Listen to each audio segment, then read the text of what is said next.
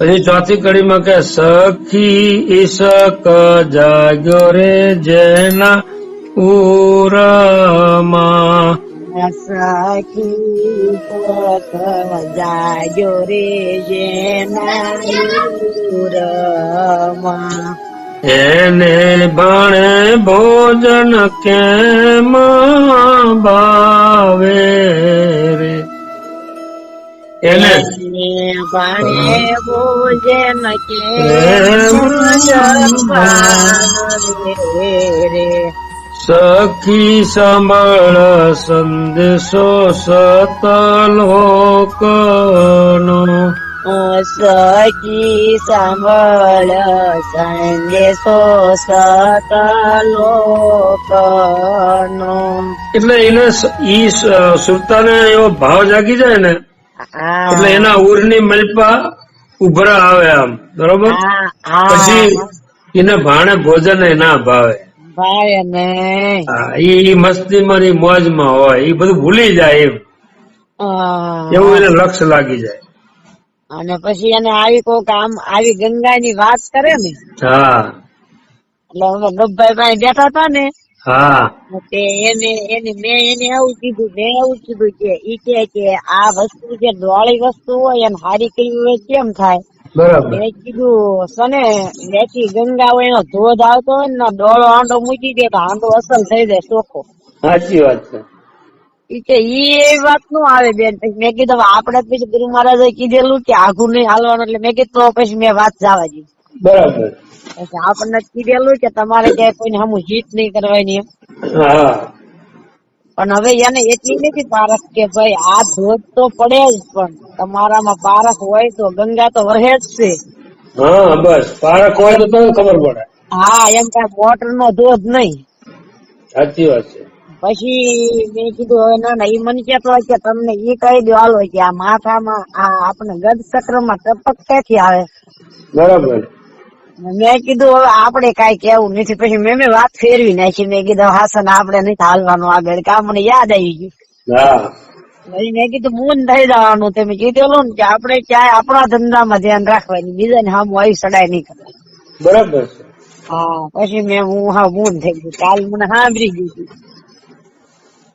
આમાં શું છે કે આપણે એને હામો પ્રશ્ન કરવાનો હા બરોબર કે આ મોઢમમાં છે તો કે આમ મતલબ અમે ક્યાંથી આવે કે તમે કહો તો કે એટલે અમને ખબર પડે કે તમે અનુભવ કર્યો હોય છે કે એટલે તમને ખબર આપણે એમને અવળું સોટવાનું ઈ હું કે ખબર ઉઠીને થૂકવાનું નહીં કે હા ઈ થૂકર્યું ને ઈ કે આ મનમાં ઉતારો ને એટલે કે તમારામાં કે બહુ એમી આવે પણ એ તો અમિત તો 24 કલાક ચાલુ જ રહે ઈ ને ઈ પેલા તું નથી ને ત્યારે કીધું આ હતી ઈ ત્યાં વાસી થૂકર્યું ને ઈ કોઈ એટલું નહીં થૂકવાનું એટલે વાસી થૂક હોય ને એને તમે થૂકો નહીં ને તો ઈ એક વૈજ્ઞાનિક પ્રક્રિયા છે શું છે વૈજ્ઞાનિક કે ઈ થૂક હોય ને એ એટલું ઝેરી હોય આપણે આખી રાત સુતા હોય શ્વાસ લીધેલો હોય ને એટલે થૂક એટલું ઝેરી થઈ જાય એટલે એ આપણા પેટમાં જાય ને તો પેટમાં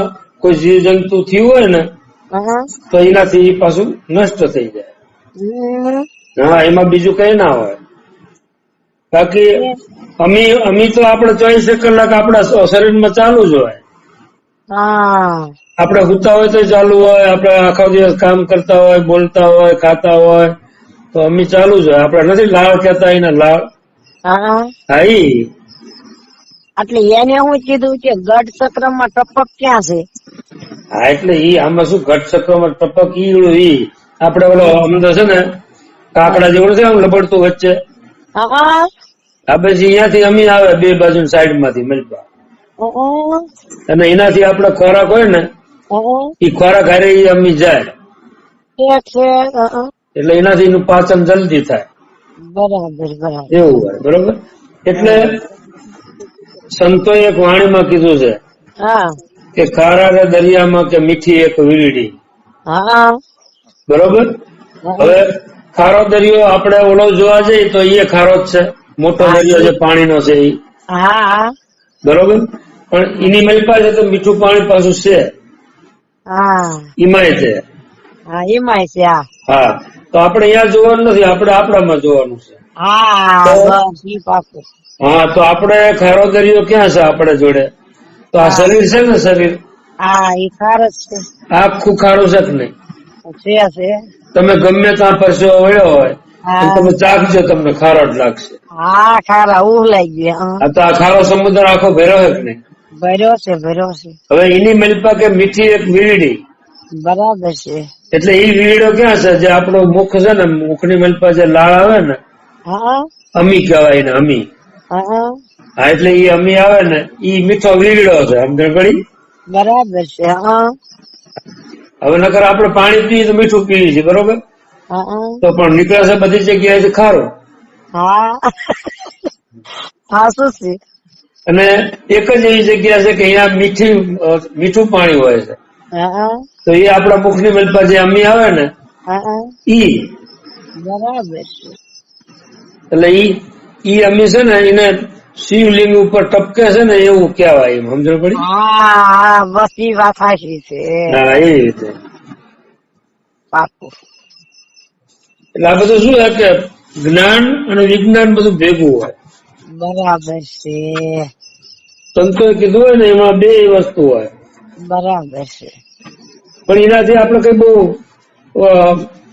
જાણવું ને કઈ એમાં સમજવું ચાલે ને. આપણે તો મેઇન વસ્તુ કઈ છે ખબર હે? ભજન ગુરુ મહારાજ નું. બરાબર છે. અને વચન નું પાલન. બરોબર? આમાંથી જ આપણે પાર ઉતરવી. બરાબર છે. અને આમાંથી જ તમારું નામ ને મહિમા થાય. સમજ્યા? એટલે એવી વાત છે.